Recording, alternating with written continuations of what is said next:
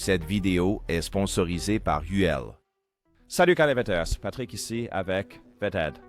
Très bien, j'ai une vidéo de suivi aujourd'hui d'une vidéo que j'ai faite il y a quelques jours à propos de Simon Holland quand il a dit ceci. It was fantastic to incepter des bêta récepteurs sur le radiotélescope qui leur permet de communiquer avec une intelligence extraterrestre. Maintenant, je mettrai un lien dans la description de cette vidéo si vous voulez en savoir plus.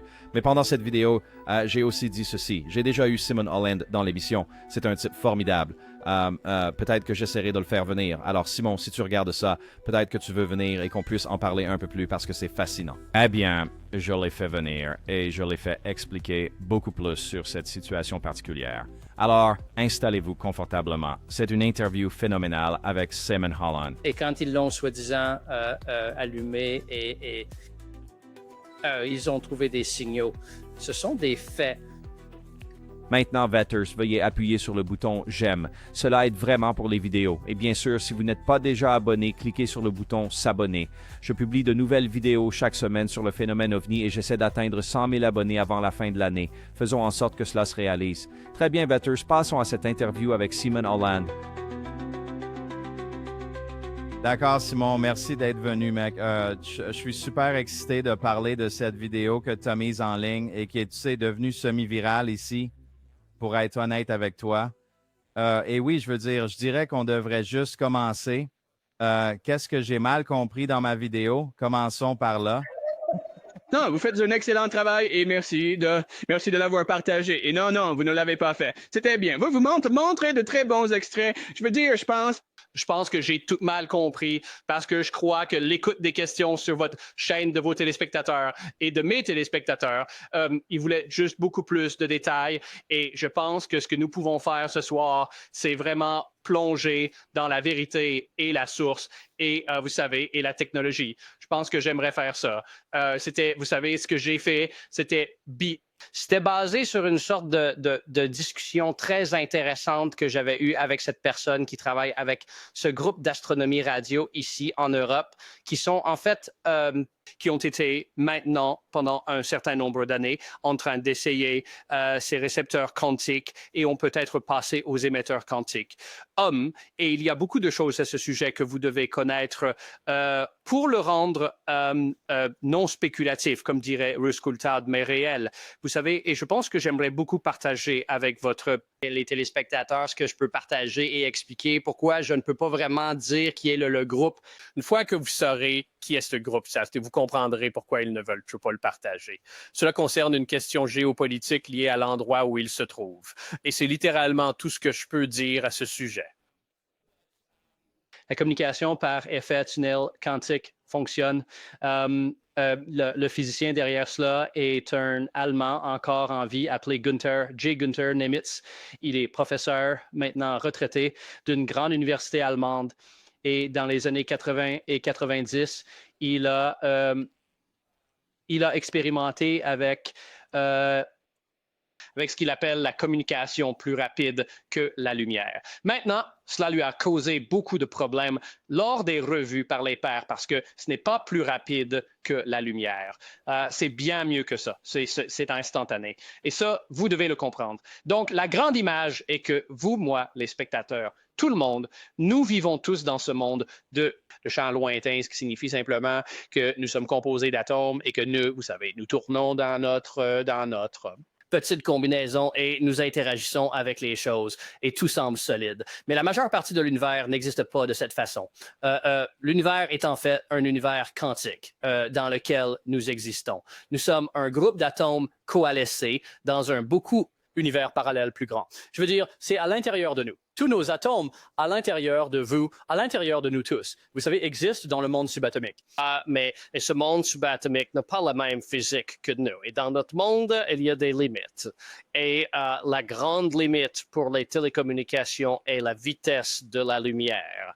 Merci Albert Einstein et il avait absolument raison. Dès que vous dépassez ou vous approchez de la vitesse de la lumière, cela perturbe complètement la masse, l'espace et le temps. Donc, c'est une limite, c'est un facteur limitant. Mais dans ce monde subatomique ou quantique, il n'y a pas de limite de la vitesse de la lumière parce que tout est vraiment très lié. Je veux dire, tout ça, Patrick, tout ça est tellement lié. Je vois que tout cela s'assemble. Vous savez, nous obtenons Roger Penrose et la structure quantique du cerveau. Nous obtenons C5, nous obtenons toutes ces choses psioniques. Nous obtenons UAP qui semble être plus un phénomène qu'un engin de nos jours.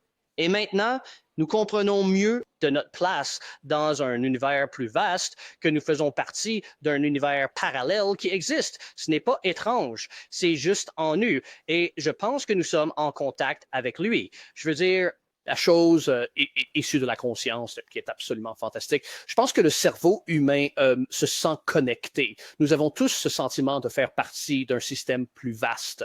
Je veux dire, c'est souvent exprimé en termes religieux à travers la religion. Mais je pense que nous commençons à comprendre que nous sommes réellement connectés. Certainement en parlant avec Russell Targ et Hal Puthoff quand ils faisaient de la vision à distance au SRI à l'époque et pour la CIA, la façon dont cela fonctionnait réellement et que les visionnaires à distance, comme nous tous, mais ils étaient particulièrement doués pour cela, ont la capacité de regarder à l'intérieur de l'espace quantique qui n'a pas temps. Donc, ils peuvent regarder dans le futur proche. Alors, en regardant et à distance, il n'y a pas, le monde quantique n'a pas d'espace-temps autant que je le comprends en tant que cinéaste, vous savez, plutôt qu'en tant que physicien. Mais, je veux dire, c'est le point principal, c'est que c'est un espace beaucoup plus connecté. Donc, quand vous regardez dans le quantique, monde avec la vision à distance où vous émettez un signal à travers l'effet tunnel quantique, cela va instantanément partout et c'est instantanément là et dans le passé, le présent et le futur en tant que probabilité. Donc ça, et tout est connecté. Donc, c'est ce que ce gars de Nimitz a expérimenté. Et en utilisant un système assez basique, il a envoyé un signal avec un minuteur à partir d'un générateur d'impulsion. Il est allé ping. Et puis, il avait une antenne et il pouvait mesurer lorsque le signal arrivait. Et il y avait un délai. Par la propagation normale, c'était la vitesse de la lumière. Et il y avait un petit délai sur deux petites horloges. Ensuite, il a pris le signal et l'a fait passer par un tunnel quantique vers un récepteur. Et ce qu'il a découvert, et c'est époustouflant. Ce qu'il a découvert, c'est que lorsque le signal est parti, l'impulsion a été générée. Ping, elle était déjà arrivée. Attendez, non, vous ne pouvez pas. Oui, c'était le cas. Donc, dès qu'il entre, il sort de l'autre côté. Il n'y a donc pas de délai de propagation d'une ondulation d'un signal. C'est totalement synchrone. Et il a dit, eh bien, c'est incroyable. Jusqu'où cela va-t-il? Et il a découvert que cela va dans un espace infini. Donc, vous pouvez envoyer un signal dans le monde quantique et il va se propager à 100 000 années-lumière, peut-être sur une planète lointaine ou à travers l'univers, ou peut-être que l'armée l'utilise juste pour réduire la latence des drones qui volent depuis Omaha, Nebraska, peu importe. Vous savez, vous savez ça, le quantique. Si nous pouvons réduire cette latence et ce temps de signal à rien, ce serait incroyable. Et regardez le travail de Günther Nimitz. Il a des brevets. Dans cette vidéo actuelle, j'ai maintenant posté de nombreux liens vers son travail pour que vous puissiez le consulter. Donc, c'est la base. Et vous savez, ce n'est pas juste moi qui parlais mon habituel baratin. Vous savez, ça vient de quelqu'un qui a travaillé avec Nimitz.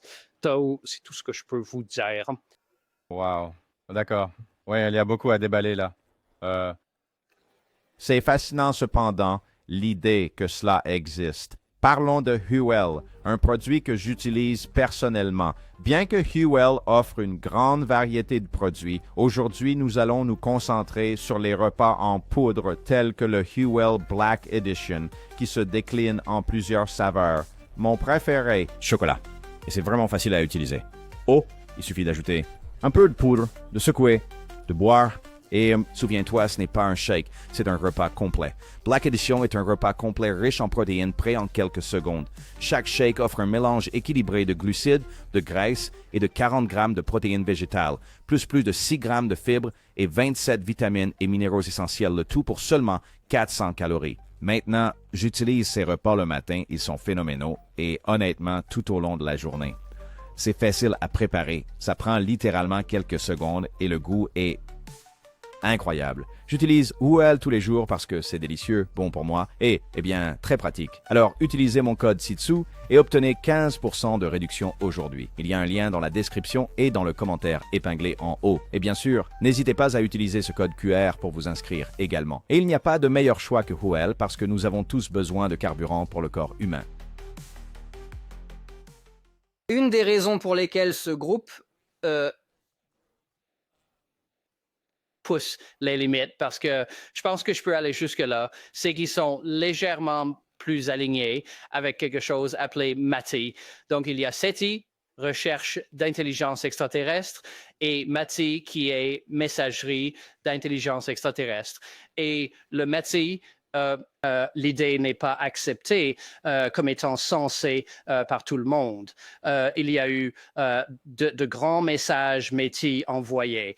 Sûrement, Carl Sagan a utilisé Arecibo pour envoyer un message puissamment envoyé dans l'espace profond en utilisant des fréquences radio conventionnelles il y a des années qui nous montraient, vous savez, comme des humains, et ils avaient des morceaux de, vous savez, un peu comme le disque doré sur Voyager, mais il a été envoyé par un radiotélescope. Donc, les gens que je connais disent que sont définitivement un peu non conformistes. Vous savez, ils pensent que communiquer est totalement acceptable.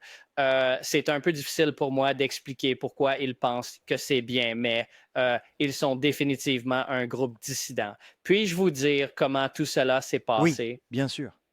Oui, d'accord. Je veux dire, c'est parce que encore une fois, merci Patrick, parce que c'était, vous savez, encore une fois, cette vidéo mentale était comme une abréviation. Donc, les gens savent que c'est réel.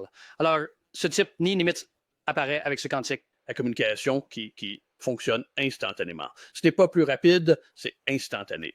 Et Ouais. il le démontre. Il donnait un cours quand il enseignait aux étudiants de premier cycle et son laboratoire avait ces appareils avec lesquels vous pouviez le faire. Donc, il avait les horloges et vous pouviez le chronométrer et les étudiants le faisaient tout le temps. Et il pensait que ce serait le moyen évident de communication dans l'espace lointain. Parce que le problème avec les ondes radio à la vitesse de la lumière est que si vous êtes à 100 années-lumière, cela prend 100 ans pour dire bonjour. Et ensuite, je veux dire, ce serait intolérable d'avoir une communication spatiale lointaine. Et en fait, nous en subissons déjà les conséquences sur notre planète.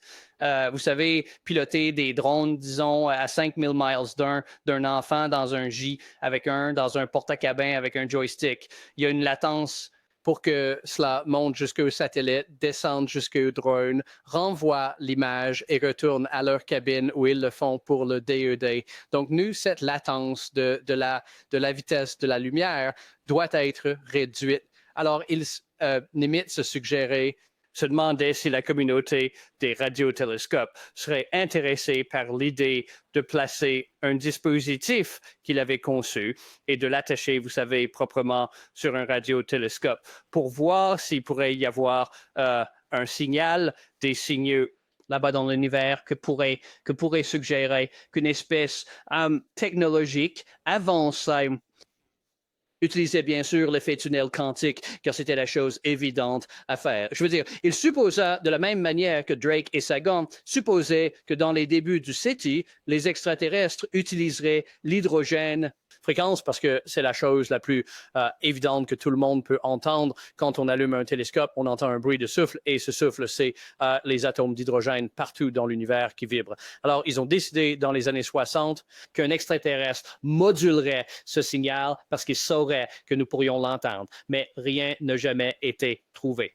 Alors, de la même façon, Nimitz se pensait, eh bien, pourquoi ne pas attacher l'un de ceux-ci à un radiotélescope? Et il a organisé cette réunion en Allemagne où il a invité il a invité SETI, c'est ce qui était très mal passé, a fait un tas d'autres radioastronomes et refait de cet appareil. Il n'en avait jamais entendu parler et il a dit, si vous le voulez, je travaillerai avec vous et vous pourrez l'essayer pour voir si ça marche.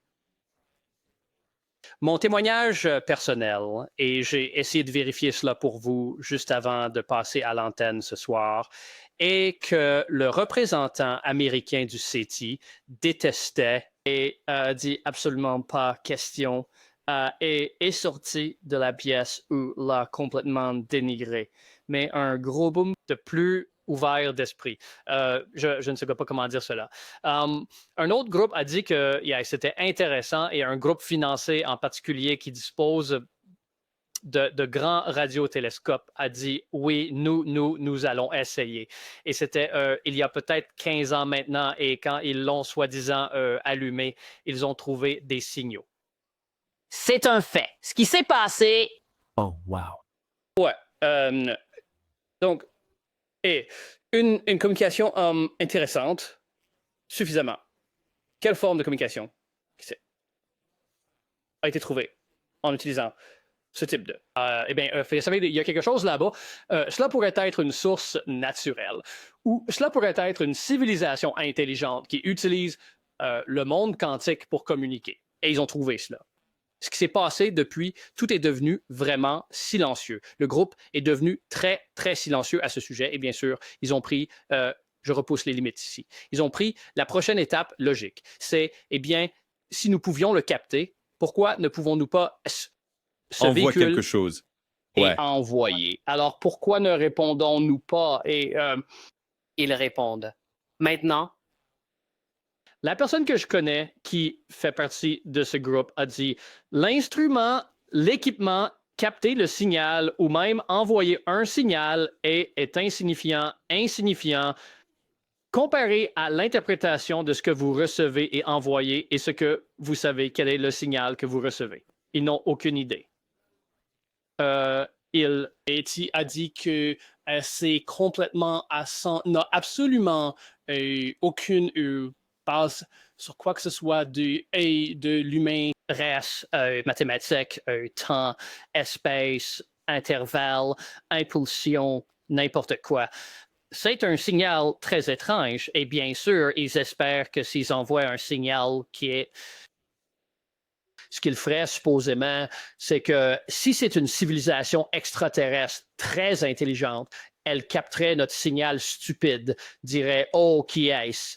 l'interpréterait et renverrait un signal d'une manière que nous puissions le recevoir. Cela ne s'est pas encore produit, mais il travaille sur cette communication bidirectionnelle et il reste très discret à ce sujet car ce n'était pas totalement accepté. C'était quelque chose d'assez marginal pour la communauté d'astronomie radio de le faire. Bien Et sûr. SETI USA a détesté cela. C'est ce que j'ai entendu. Oui. D'accord. Je veux m'assurer que je comprends tout ce que vous avez dit, et même pour le public. Donc, je vais juste le répéter et vous me direz si j'ai bien compris. Je suis juste simple, vous savez, donc juste quelques phrases ici. Donc, il y a environ 15 ans. Je veux m'assurer d'avoir la bonne période. Il y a environ 15 ans. En gros, ils ont attaché les émetteurs vers ces radiotélescopes et ils ont capté, ils ont trouvé un signal qu'ils croyaient provenir d'une sorte de race ou entité avancée. Quelque chose autre, n'est-ce pas?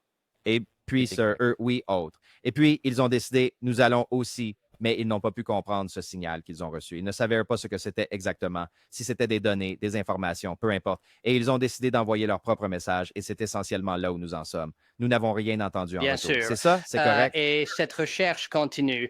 Elle est financée. Le groupe continue de le faire. Ils le font dans un endroit du pays que je ne peux pas dire, qui a des problèmes. Et ça, ils veulent continuer à le faire. So, ils m'ont contacté par l'intermédiaire de mes contacts et on dit qu'ils aiment ce que je fais en tant que diffuseur, en tant que communicateur, et que lorsqu'une certaine situation politique sera un peu plus stable, ils seront prêts à m'inviter à l'installation, ce qui serait fantastique. Et pour réellement avoir l'équipement et pour, vous savez, rencontrer les personnes impliquées. Et oui, je veux dire, évidemment, j'irai où que ce soit en un claquement de doigts. Et ils ne sont pas, et ils sont aussi, je veux dire, c'est difficile pour YouTube. C'est difficile pour, tu sais, des programmes télévisés évalués par des pairs normaux. Je veux dire, ils ne publient pas ce qu'ils font. Parce que, tu sais, ils essayent de le garder assez secret. Je veux dire, il y a une chance qu'ils aient reçu le signal et qu'ils ne fassent pas grand-chose. Et que le gars exagère un peu. Je ne sais pas. Mais le dispositif Nimitz fonctionne définitivement. Tu peux le démontrer en laboratoire. et la réunion avec les gens du télescope a vraiment eu lieu. Tu sais, il y a une date publiée réunion. Il y a même des photographies de la réunion et la dispute lors de la réunion avec SETI et les autres groupes Est dans le domaine public. Donc ça, c'est arrivé. Et ensuite, ça devient un peu sombre. Right? La personne que je connais travaille avec le groupe. Donc, c'est lui qui m'a contacté en disant nous te choisirons finalement. Mais quand le moment sera venu pour en dire un peu plus au monde à ce sujet. Il a eu une circonstance très malheureuse, une interaction avec un grand diffuseur qui l'ont traité de manière désinvolte.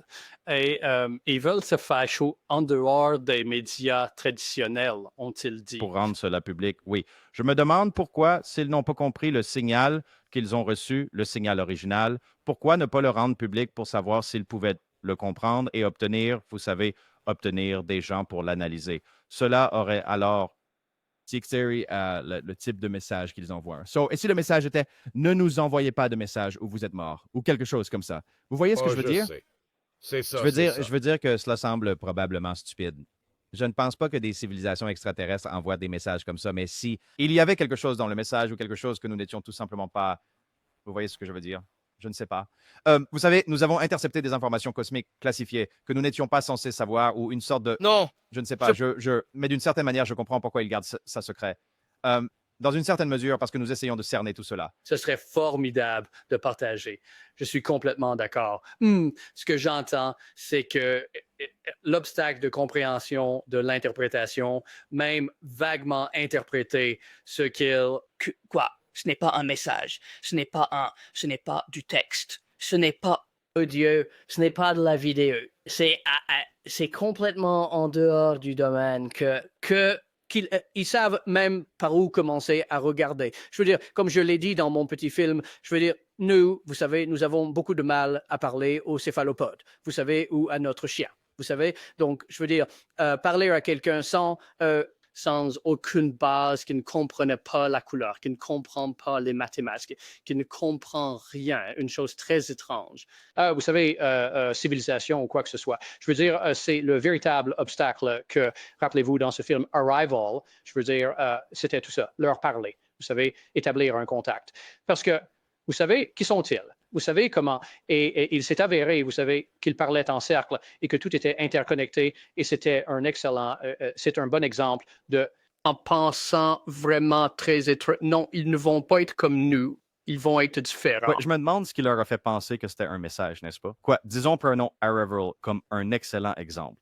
Nous savions que c'était un message parce qu'ils ont dessiné ce cercle noir et nous pouvions étudier la chose. Y a-t-il quelque chose qui les a fait dire « Oh, c'est un message. Si ce n'est pas de l'audio, ce n'est pas de la vidéo, ce n'est pas ceci, ce n'est pas du texte, ce n'est pas... » Qu'est-ce que ça ressemble à quelque chose qui leur fait dire « C'est un message d'une espèce avancée. » Vous savez, qu'en est-il? Ils ne savent pas.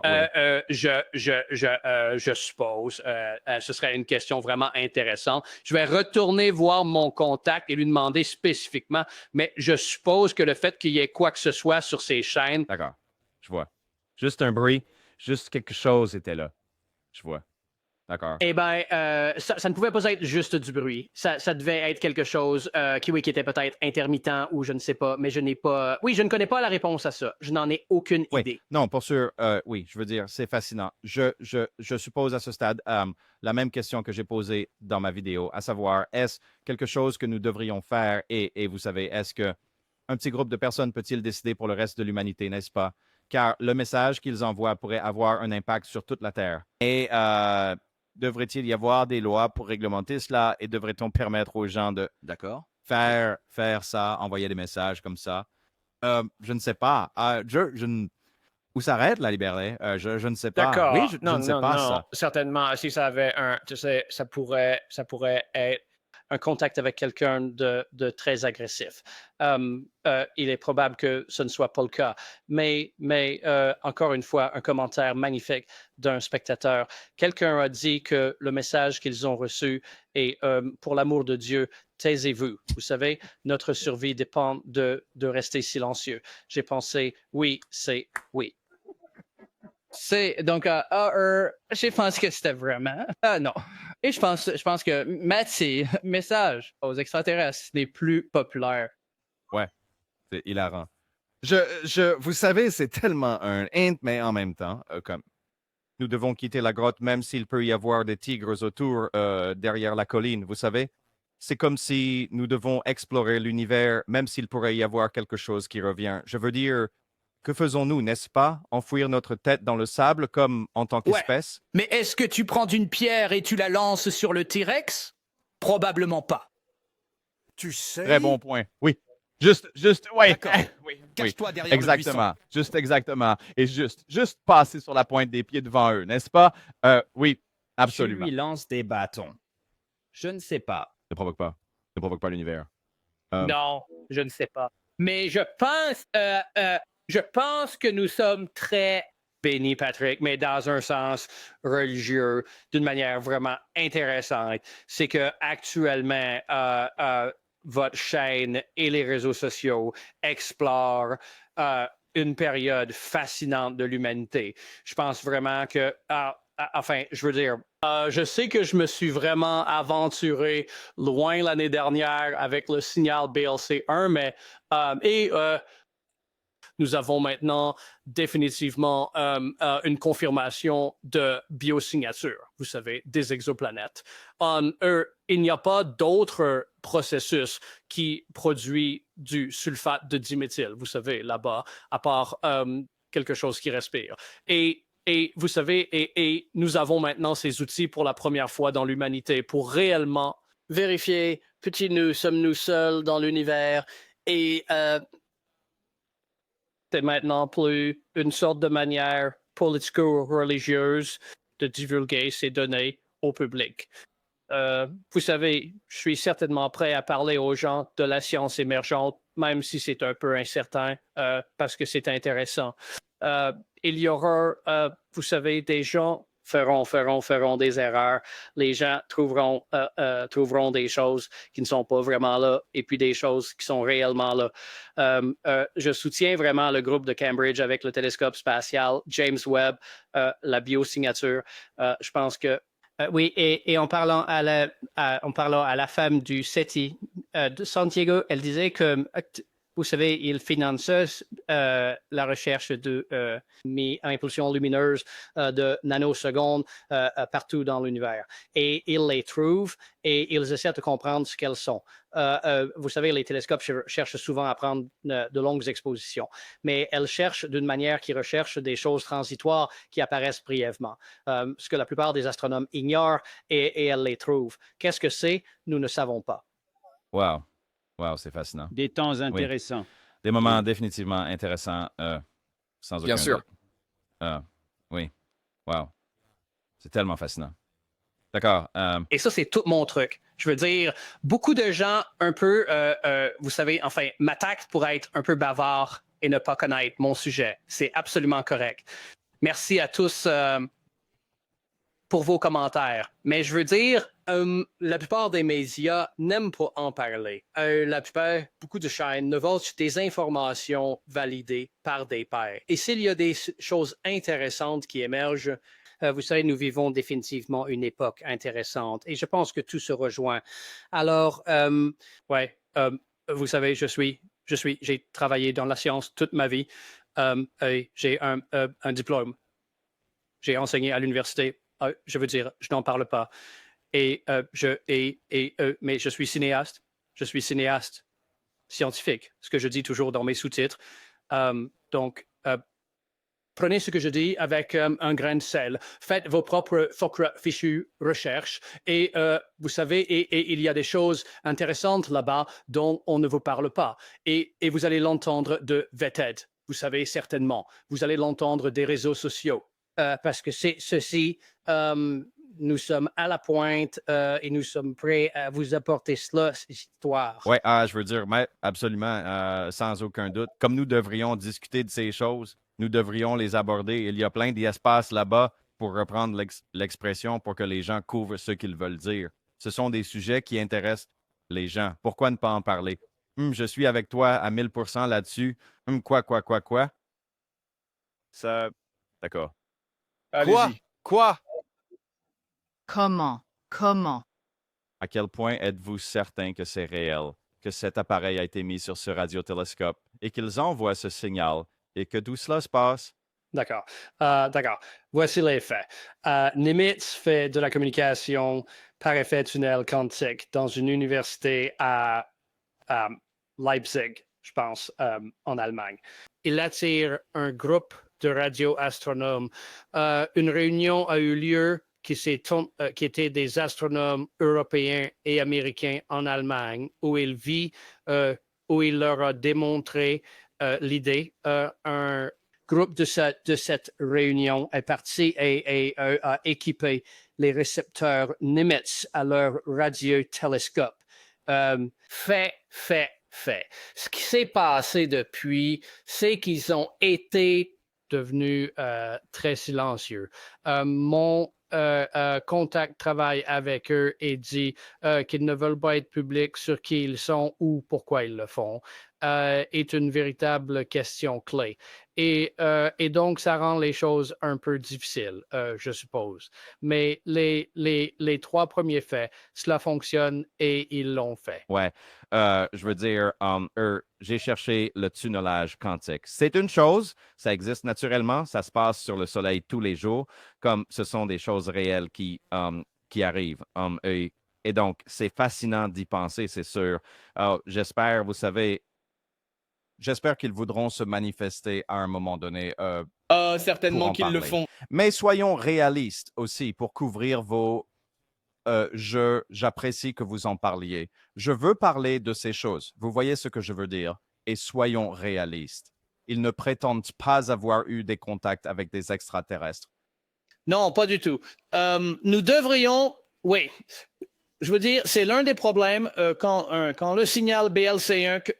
j'en ai parlé, et quand j'en ai parlé à Breakthrough Listen à ce sujet, ce qu'ils ont dit et ce que SETI a dit, c'est que le problème est, Patrick et les spectateurs, quand vous dites « nous avons un contact, nous avons capté un signal d'une race extraterrestre, d'une forme de vie intelligente », tout le monde ne réagit pas en disant vous faites de la science de base et dites oh, c'est plutôt intéressant. Vous savez, quelle est la modulation? Ils demandent de quelle couleur sont-ils? Que disent-ils? Quelle est leur émission de télé? Vous savez, comme arrêtez, arrêtez, arrêtez. Vous savez, vous ne pouvez pas. Et ils et SETI ont en fait mandaté une personne pour les conseiller sur la divulgation.